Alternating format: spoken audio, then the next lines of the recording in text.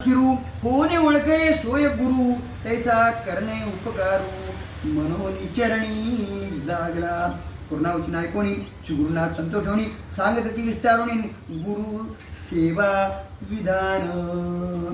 श्री गुरु म्हणती ऐक मुनी, गुरु म्हणजे जनक जननी, उपदेश करता आहे कोणी तो ती जाण परम गुरु. गुरु विरंची हरदान स्वरूप तोच नारायण, मन करुणी निर्वाण सेवा करावी भक्तीने. उद्याची कथा एक सांगो आम्ही सत्वर ऐक, आधी पर्व असे निकन गुरु सेवा भक्ती भावे. बापारांची प्रियशी विप्रयेक धोम ऋषी, 3 शिष्य होते त्याशी वेदाभ्यास करावया. एक आरुणी पांचाळ, दुसरा वैद केवळ, तिसरा उपमन्यू बाळ. सेवा करती विद्ये लागी. पूर्वी गुरुची ऐशी रीती, शिष्या करवी सेवा घेती. अंतःकरण त्याचे पाठी निर्माण परी, शिष्याचे पाहुणी अंतःकरण असे भक्ती निर्माण. कृपा करती तत्क्षण मनकामना पूर्वी. तिचा दौम्य मुनी भला तया अरुणी पांचाळा. एके दिवशी निरोप दिला ऐक द्विजा एक चित्ते. शिष्याज म्हणे दौम्य मुनी, आज तुवा जाव निर्राणी, वृत्तीशी नावे तटाक पाणी. जोबरी होय तृप्त होणी, अशी वृत्ती तळी खाली. तेथे पिरली असेल साळी, मैजे नेऊनी उदक घाली. शीघ्र म्हणे शिष्याशी ऐशा गुरुचा निरोप होता. दिला शिष्य धावत तटाक असे पाहत कालवा थोर वाहत असे. जेथे उदक असे वाहत अति दरारा गरजत. वृत्तभूमी उन्नतन उदक केवी चढोबाये. म्हणे आता काय करू, उपतील माते श्रीगुरु. उदक जात असे दरारून, केवी बांधू म्हणत असे. अनुनिया शिळा दगड बांधिता झाला उदकाड. पाणी जात असे दळाड, जाती पाषाण वाहुनिया. प्रयत्न करी अनाबरी, काही केलिया नचडे वारी. म्हणे देवा श्री हरीन काय करू म्हणत असे. मग म्हणे विचार करी, गुरुचे शेती नचडे वारी. प्राण त्यजिन निर्धारीन, गुरुचे वृत्ती निमित्त. निश्चय करून मानसी म्हणे देशी गुरुशी. म्हणे आता उपाय अशी योजनी यत्न करावा. घालता उदक प्रवाहात, जाती पाषाण वाहत. आपण आड पडो म्हणत, निर्धारिले तया वेळी. दोन्ही हाती धरी दरडी, पाय ठेवी दुसरे कडी. झाला आपण उदकाड, मनी श्री गुरुशी जातसे. ऐसा शिष्य शिरोमणी निर्माण मन कृताक्षणी. भक्तीकडे गेले पाणी प्रवाहाचे अर्ध पाणी जैसे तैसे वाहत असे नित्य सरसे. तयामध्ये शिष्य संतोषेन बुडाला असे अवधारा. ऐसा शिष्य तया स्थानी बुडाला असे प्रवाह पाणी. गुरुची वृत्ती झाली घणी, उदक पूर्ण पर्येता. त्याचा गुरु दौम्य मुनी विचार करी आपुले म्हणी. दिवस गेला अस्तमानी, अद्यापि शिष्य नये म्हणे. ऐसे आपण विचारित गेला आपले वृत्तीत.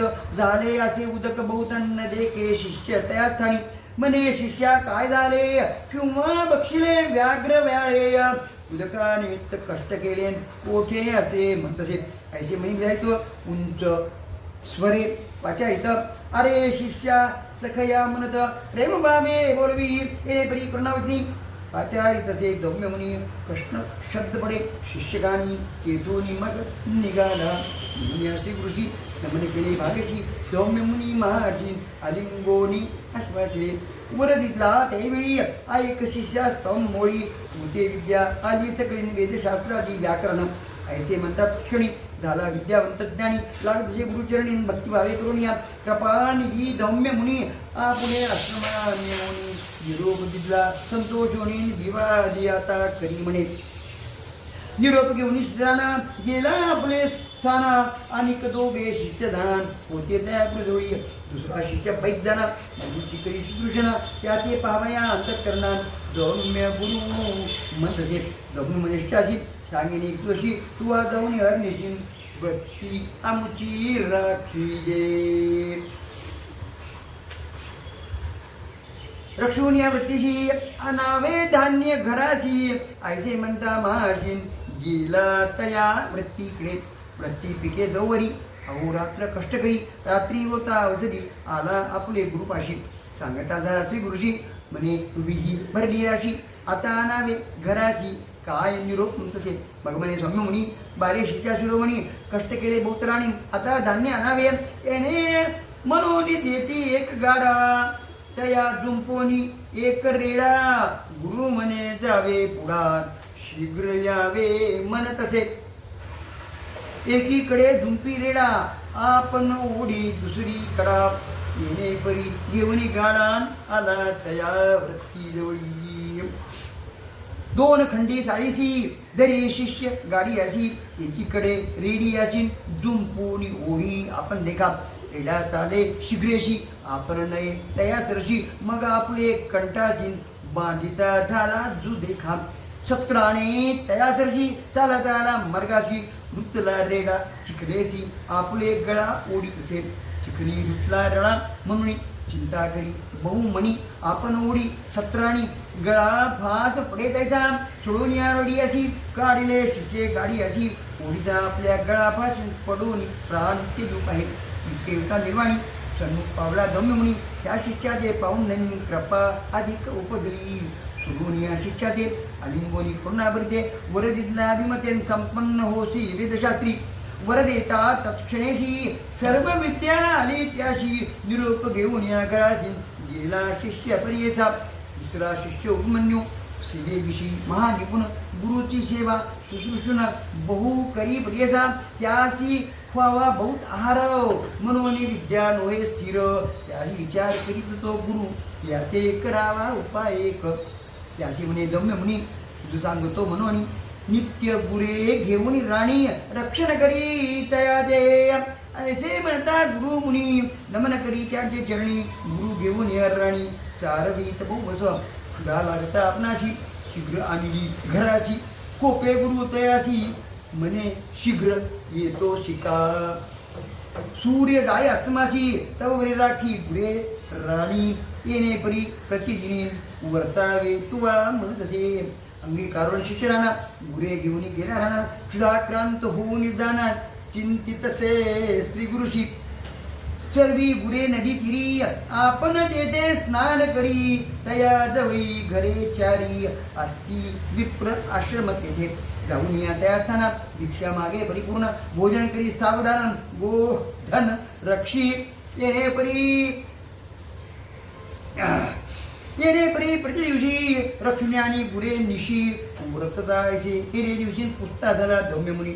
गुरु म्हणे शिष्याशी तू नित्य उपवासी तुझा देह पुष्टीशील कवने परी होतसे. ऐकून या गुरुचे वचन सांगे शिष्य उपमन्य भिक्षा करतो प्रतिदिन विप्रा घरी तेथे देखा. भोजन करून प्रति दिवशी गुरे घेऊन येतो निशी. श्री गुरु म्हणते तयाशी आम्हा सांडोनी केवी भुक्ती. भिक्षा मागुनी घराशी आणून द्यावी प्रति दिवशी. मागुनी जावे गुरापाशी घेऊन यावे निशिकाळी. गुरु निरोपे हे दिवशी गुरे घेऊन राहण्याची मागे भिक्षा नित्य जैशी निघून दिली घरात.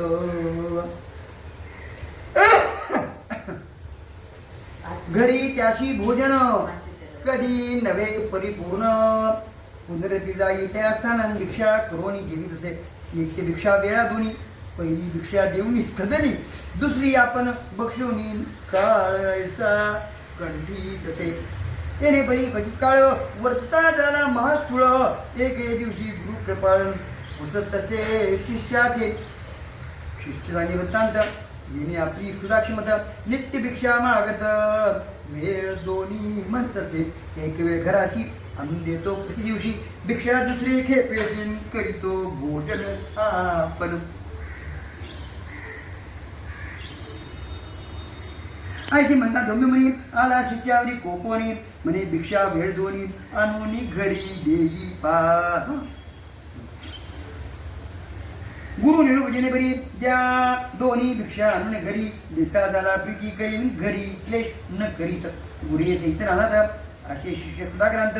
गोवत्स होते स्तन पितन देखता झाला तयाशी. स्तन घेता वासुराची उच्चिष्ट गळे संदेशी. वाया जाती भूमीची म्हणून आपण जवळी गेला. आपण असे सुधाक्रांत म्हणून गेला धावत. पसरून या दोन्ही आत जरी उच्चिष्ट क्षीर देखा. ऐसे क्षीरपान करी घेऊन आपले उजळ भरी.